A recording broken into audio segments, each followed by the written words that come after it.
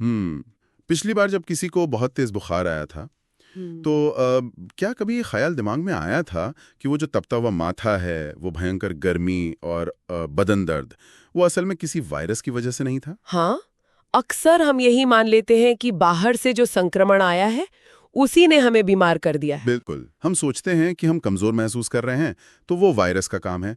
लेकिन सच तो यह है कि वो बुखार शरीर की अपनी ही वास्तुकला का मतलब एक सोचा समझा रणनीतिक हथियार था। एकदम सही। और वायरस को ना ज्यादा गर्मी पसंद नहीं है। हाँ। इसलिए शरीर ने खुद ही अपना तापमान बढ़ा दिया ताकि उस घुसपैठिए को जलाकर मारा जा सके। ये एक बहुत ही सटीक और अक्सर नजरअंदाज किया जाने वाला तथ्य है। मतलब हम सोचते हैं कि बीमारी का मतलब है कि शरीर ने हार मान ली। हाँ, लेकिन असल में बीमारी के जो लक्षण होते हैं ना, वो शरीर के युद्ध करने का तरीका है। और आज के हमारे इस विस्तृत विश्लेषण में जहां हम मानव प्रतिरक्षा प्रतिक्रिया की वास्तुकला यानी architecture of the human immune response से जुड़े स्रोतों का गहराई से अध्ययन कर रहे हैं। हमें इसी जटिलता को डिकोड करने वाले हैं। बिल्कुल। और मैं बता दूं कि इस स्रोत सामग्री के शीर्षक में जो वास्तुकला या आर्किटेक्चर शब्द का इस्तेमाल हुआ है वो यूं ही नहीं किया गया है। मतलब ये सिर्फ एक दीवार या कोई साधारण बैरियर नहीं है? नहीं, बिल्कुल नहीं। ये एक ऐसा मास्टर प्लान है जिसमें योजना है, संचार है और अत्यंत सटीक इंजीनियरिंग शामिल है। आइए इसे समझते हैं। जब हम एक वास्तुकला की बात करते हैं ना, तो दिमाग में एक शहर का नक्शा आता है। मतलब सड़कें, इमारतें, संचार के तार, एक प्रॉपर सिस्टम। हाँ। लेकिन इस प्रतिरक्षा प्रणाली के साथ अजीब बात यह है कि इसका कोई एक निश्चित केंद्र नहीं है। जैसे हृदय एक जगह धड़कता है, मस्तिष्क एक सुरक्षित खोल में बंद है। सही कहा। लेकिन स्रोत सामग्री बताती है कि यह प्रणाली तो पूरे शरीर में फैली हुई है। जैसे लिम्फ नोड्स हो गए, स्प्लीन हो गया, अस्थि मज्जा यानी बोन मैरो। हाँ, ये सब इसके अहम हिस्से हैं। तो मैं यही सोच रहा था, एक मिनट, अगर ये सब पूरे शरीर में इतनी दूर दूर तक फैला हुआ है तो ये एक संगठित वास्तुकला कैसे हो सकती है? ये सवाल बहुत लाजमी है ना? मतलब पैर के अंगूठे में लगे एक छोटे से कट की खबर गले के पास मौजूद किसी लिम्फ नोड तक कैसे पहुंचती है? ये तो लॉजिस्टिक के नजरिए से एक बहुत बड़ा दुस्वप्न या नाइटमेयर लगता है। पहली नजर में ये एक बिखरा हुआ तंत्र लग सकता है, लेकिन यहाँ सबसे दिलचस्प बात यह है कि यहीं पर इस वास्तुकला का संचार नेटवर्क काम आता है। अच्छा। हाँ, जिसे हम लॉजिस्टिक का दुस्वप्न कह रहे हैं, वो असल में ना विकास का एक अद्भुत परिणाम है। मतलब जो अस्थि मज्जा या बोन मैरो है वो केवल कोशिकाओं का कारखाना नहीं है। मैं इसे एक सैन्य अकादमी की तरह देखती हूँ, जहाँ नई कोशिकाएं जन्म लेती हैं, लेकिन जन्म लेने के बाद वे वहीं बैठी नहीं रहती। वो पूरे शरीर में फैल जाती हैं? बिल्कुल। वे पूरे शरीर में फैले रक्तवाहिकाओं और लिम्फेटिक सिस्टम के हाईवे पर गश्त लगाती हैं। और जहां तक बात है पैर के अंगूठे से गले तक खबर पहुंचने की, हाँ, वो नाइटमेयर वाला हिस्सा। हाँ, तो इसके लिए शरीर साइटोकिन्स नामक रसायन संदेशवाहकों का इस्तेमाल करता है। साइटोकाइंस क्या हम इन्हें एक तरह का केमिकल एसएमएस मान सकते हैं? कुछ हद तक हाँ, लेकिन मैं इसे ना एक रासायनिक गंध के निशान या केमिकल सेंट ट्रेल की तरह देखना ज्यादा पसंद करती हूँ। गंध के निशान मतलब जैसे चींटियां छोड़ती हैं? एकदम वैसे ही। जब अंगूठे में कोई पैथोजन या बैक्टीरिया घुसता है तो वहां मौजूद स्थानीय रक्षक कोशिकाएं साइटोकिन्स छोड़ना शुरू कर देती हैं। ओहो। और जैसे जैसे ये रसायन खून और लिम्फ में फैलते हैं, दूसरी प्रतिरक्षा कोशिकाएं इस गंध को सूंघ लेती हैं। अरे वाह। और जिस दिशा में गंध सबसे तेज होती है वो उसी दिशा में भागने लगती हैं। ये एक ऐसा ब्लूप्रिंट है जो अब खतरे के हिसाब से अपनी शक्ल बदल लेता है। ये सच में दिलचस्प है। इसका मतलब है कि ये वास्तुकला स्थिर नहीं है, ये जरूरत पड़ने पर अपना ट्रैफिक खुद डाइवर्ट कर लेती है। बिल्कुल। तो जब हम बीमार होते हैं और हमारे गले या अंडरआर्म्स की ग्रंथियां सूज जाती हैं, जिन्हें हम लिम्फ नोड्स कहते हैं। हाँ, लिम्फ नोड्स। तो क्या वो सूजन इसी ट्रैफिक डाइवर्जन का नतीजा होती है? एकदम 100%। वो सूजन कोई बीमारी नहीं है। अच्छा। वो इस बात का सबूत है कि वास्तुकला ने खतरे को भांप लिया है और उस विशिष्ट लिम्फ नोड को रातों रात एक विशाल वॉर रूम में तब्दील कर दिया है। मतलब एक हथियारों की फैक्ट्री बन गई है वो रातों रात। हाँ, वहाँ हजारों लाखों नई कोशिकाएं जमा हो रही हैं और बहुत तेजी से विभाजित हो रही हैं। यहाँ बात सच में बहुत रोचक हो जाती है। तो अब हम इस ब्लूप्रिंट से आगे बढ़कर उन योद्धाओं की बात करते हैं जो इस वॉर रूम के अंदर काम कर रहे हैं। जी। स्रोत सामग्री कोशिकाओं और एंटीबॉडीज पर बहुत जोर देती है। हम सभी ने स्कूल में पढ़ा है कि श्वेत रक्त कोशिकाएं शरीर की रक्षक होती हैं। व्हाइट ब्लड सेल्स, हाँ। हाँ, लेकिन जिस तरह से इस सामग्री में इनका वर्णन किया गया है, ये किसी साधारण गार्ड की ड्यूटी से कहीं ज्यादा जटिल लगता है। इसमें मैक्रोफेज और डेंड्राइटिक कोशिकाओं जैसे भारी भरकम नाम आते हैं। हाँ। क्योंकि अगर हम इन्हें सिर्फ गार्ड कहेंगे ना, तो हम इनकी असली क्षमता को नजरअंदाज कर देंगे। मैक्रोफेज को ही लीजिए। इसका शाब्दिक अर्थ ही है बड़ा खाने वाला, यानी बिग ईटर। ये कोशिका किसी भी अनजान चीज को देखती है और उसे सचमुच निगल लेती है। निगल लेती है। हाँ, ये एक तरह का फेगोसाइटोसिस है। मतलब ये एक तरह का सेलुलर पैकमैन है जो वायरस को खा जाता है, वो गेम की तरह। बिल्कुल वैसा ही। पैकमैन एनालॉजी एकदम सही है। लेकिन डेंड्राइटिक कोशिकाएं इससे भी एक कदम आगे हैं। वो कैसे? वे सिर्फ निगलती नहीं हैं, वे खुफिया एजेंटों की तरह काम करती हैं। जासूस। हाँ, अगर हम इसे बड़ी तस्वीर से जोड़ें तो वे घुसपैठिए को मारती हैं, उसके शरीर के छोटे छोटे टुकड़े करती हैं, ओहो, जिन्हें हम एंटीजन कहते हैं, और फिर उन टुकड़ों को अपनी सतह पर चिपकाकर सीधे नजदीकी लिम्फ नोड की तरफ दौड़ पड़ती हैं। अच्छा, मतलब सबूत लेकर जाती हैं। एकदम सही। वे जाकर दूसरी विशेष कोशिकाओं जैसे टी सेल्स को वो टुकड़ा दिखाती हैं और कहती हैं, देखो ये दुश्मन है, इसके खिलाफ एक सटीक रणनीति बनाओ। रुकिए, ये सब मुझे हमेशा से हैरान करता है। अब जब हम सटीक रणनीति या एंटीबॉडी की बात करते हैं, तो अक्सर ये कहा जाता है कि शरीर हर वायरस के लिए खास ताला और चाबी बनाता है। हाँ, एक विशिष्ट स्मार्ट हथियार। हाँ, स्मार्ट हथियार। लेकिन क्या ये संभव है? मान लीजिए कोई ऐसा नया वायरस आता है जो मानव इतिहास में पहले कभी वजूद में था ही नहीं, जैसे कोविड-19 आया था। बिल्कुल, कोविड-19 का ही उदाहरण ले लीजिए। शरीर एक ऐसे दुश्मन के खिलाफ कस्टम मेड एंटीबॉडी कैसे बना सकता है जिससे वो पहले कभी मिला ही ना हो? ये एक बहुत ही शानदार सवाल है। मतलब क्या वास्तुकला के पास भविष्य देखने की कोई जादुई क्षमता है? नहीं, जादू नहीं है। ये शायद जीव विज्ञान का सबसे बड़ा और सबसे खूबसूरत रहस्य है, और इसका जवाब वीडीजे रिकॉम्बिनेशन नाम की एक आनुवंशिक प्रक्रिया में छिपा है। VDJ recombination? हाँ, इसे ऐसे समझिए कि शरीर के पास पहले से हर वायरस का नक्शा नहीं होता। अच्छा। इसके बजाय शरीर के पास एक जेनेटिक स्लॉट मशीन होती है। हमारी बी सेल्स, जो असल में एंटीबॉडी बनाती हैं, वे अपने डीएनए के छोटे छोटे टुकड़ों को लगातार बेतरतीब ढंग से काटती और जोड़ती रहती हैं। रैंडम तरीके से? मतलब वे बिना किसी लक्ष्य के बस जेनेटिक कोड को शफल कर रही हैं? ठीक कहा। बिल्कुल ताश के पत्तों की तरह शफल कर रही हैं। और इस शफलिंग की वजह से हमारा शरीर हर समय अरबों अलग अलग आकार के रिसेप्टर्स या ताले बनाकर तैयार रखता है। बाप रे, अरबों ताले। हाँ, तो जब कोई नया वायरस आता है तो उन अरबों में से कोई एक ताला संयोग से उस वायरस के आकार से बिल्कुल मैच कर जाता है। अरे वाह! और जैसे ही वो मैच होता है, वास्तुकला तुरंत उस विशिष्ट बी सेल को आदेश देती है, तुमने सही हथियार खोज लिया है, अब अपनी करोड़ों कॉपी बनाओ। ये तो एक तरह से लॉटरी जीतने जैसा हुआ ना? बिल्कुल, शरीर अरबों रैंडम ताले बनाता है, उम्मीद में कि कोई एक तो नए दुश्मन की चाबी पर फिट बैठेगा। हाँ, एकदम ऐसा ही होता है। और जब वो फिट बैठता है तो एंटीबॉडी क्या करती है? क्या वो वायरस को सीधे मार देती है? नहीं, एंटीबॉडी खुद किसी को नहीं मारती। इसे स्मार्ट हथियार कहने के बजाय कस्टम 3D हथकड़ी कहना ज्यादा सही होगा। 3D हथकड़ी? हाँ, देखिए, वायरस को हमारी कोशिकाओं के अंदर घुसकर ही अपनी संख्या बढ़ानी होती है।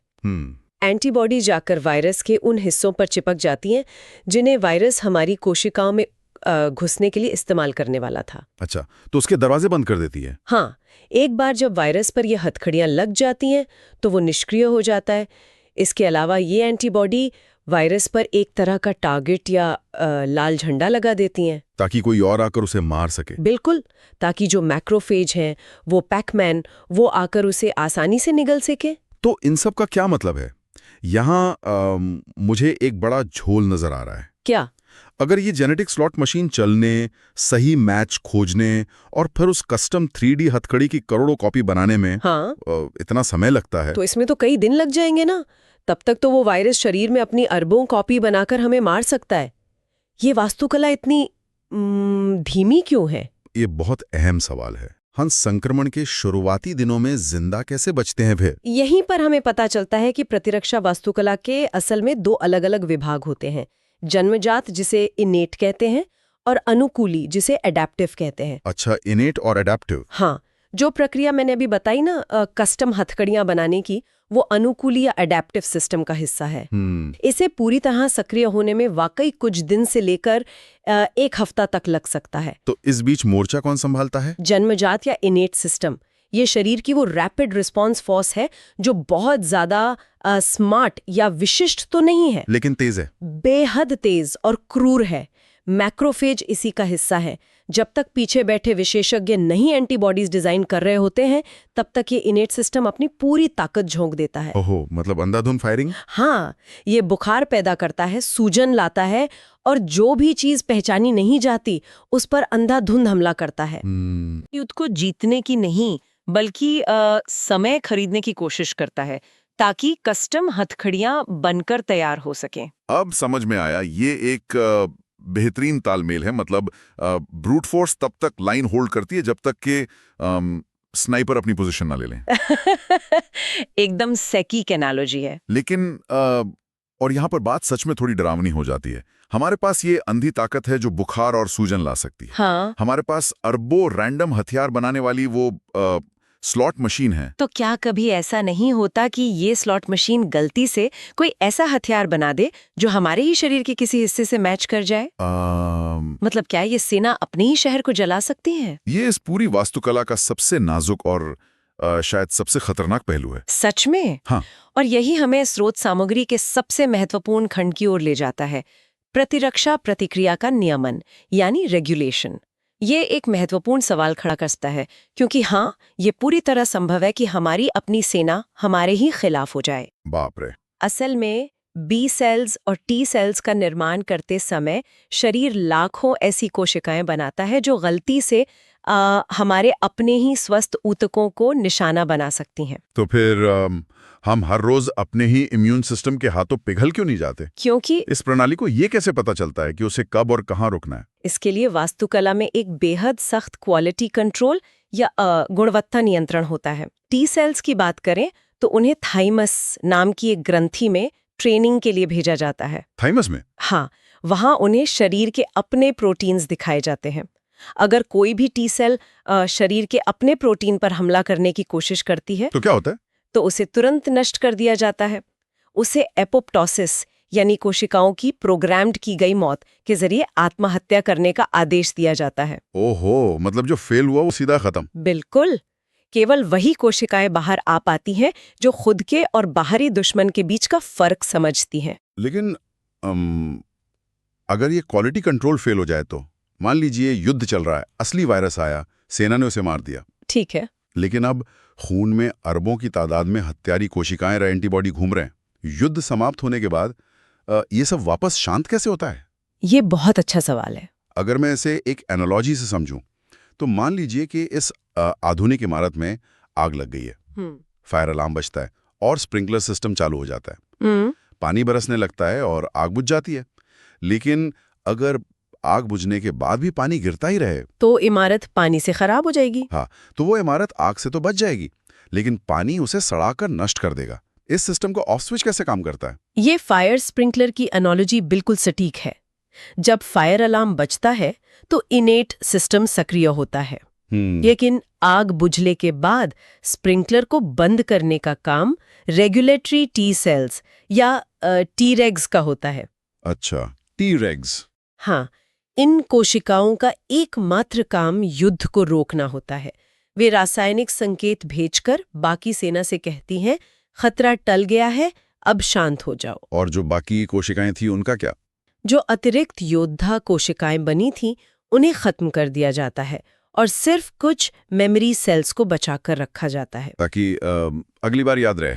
बिल्कुल, ताकि भविष्य में अगर वही वायरस दोबारा आए तो एंटीबॉडी बनाने में फिर से हफ्तों का समय ना लगे और तुरंत हमला किया जा सके। तो क्या इसका मतलब ये है कि जब ये ऑफ स्विच टूट जाता है या स्प्रिंकलर बंद नहीं होते तभी हमें ऑटो इम्यून बीमारियां होती हैं? एकदम सही पकड़ा आपने। जहां शरीर का रक्षक ही भक्षक बन जाता है। बिल्कुल। जब रेगुलेटरी टी सेल्स अपना काम ठीक से नहीं कर पाती तो प्रतिरक्षा प्रणाली शरीर के स्वस्थ अंगों पर हमला कर देती है। टाइप 1 डायबिटीज, रूमेटॉइड गठिया, ये सब इसी विफल वास्तुकला के उदाहरण हैं। और इसका एक और रूप है एलर्जी। एलर्जी? उसमें तो कोई वायरस नहीं होता ना? वही तो, एलर्जी में कोई खतरनाक वायरस नहीं होता। शरीर बस धूल के एक कण या मूंगफली को देखकर फायर अलार्म बजा देता है और स्प्रिंकलर चालू कर देता है। अरे बाप रे! ये एक झूठा अलार्म या फॉल्स अलार्म है, जहां सिस्टम खतरे को बहुत बढ़ा चढ़ाकर आंक लेता है। ये सच में एक आंखें खोल देने वाली बात है। तो इन सब का क्या मतलब है? अगर हम इस पूरी चर्चा के धागों को एक साथ पिरोएं, तो हमने आज ये समझा है कि मानव शरीर की प्रतिरक्षा प्रणाली किसी किले की एक निर्जीव पत्थर की दीवार नहीं है। बिल्कुल नहीं। यह संतुलन का एक बेहद जटिल नृत्य है। हाँ, इसमें अस्थि मज्जा और थाइमस जैसी सैन्य अकादमियां हैं जहां योद्धाओं की कड़ी ट्रेनिंग होती है। सही कहा। इसमें डेंड्राइटिक कोशिकाएं जैसे खुफिया जासूस हैं जो दुश्मन के टुकड़े लिम्फ नोड्स तक ले जाते हैं। इसमें साइटोकाइंस का एक रासायनिक संचार नेटवर्क है। हाँ। और सबसे बढ़कर इसमें वीडीजे रिकॉम्बिनेशन जैसी जेनेटिक स्लॉट मशीन है जो उन वायरसों के लिए भी कस्टम 3D हथकड़ियां डिजाइन कर सकती है जो शायद अभी तक पैदा भी नहीं हुए हैं। एकदम सही। और इन सबसे महत्वपूर्ण है नियमन, रेगुलेशन। हाँ, रेगुलेटरी टी सेल्स का वो नियंत्रण कक्ष जो ये तय करता है कि कब हथियारों को वापस म्यान में रखना है ताकि ये वास्तुकला खुद अपने ही भार या ताकत से ढह न जाए।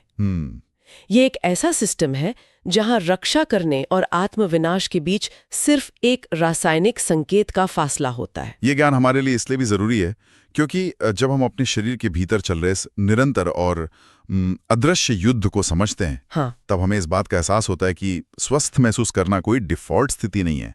वो शांति दरअसल एक बहुत बड़े शोर शराबे वाले लेकिन अत्यंत नियंत्रित युद्ध का परिणाम है जो हर सेकंड हमारे भीतर लड़ा जा रहा है। ये जटिल गणनाएं कर रहा है।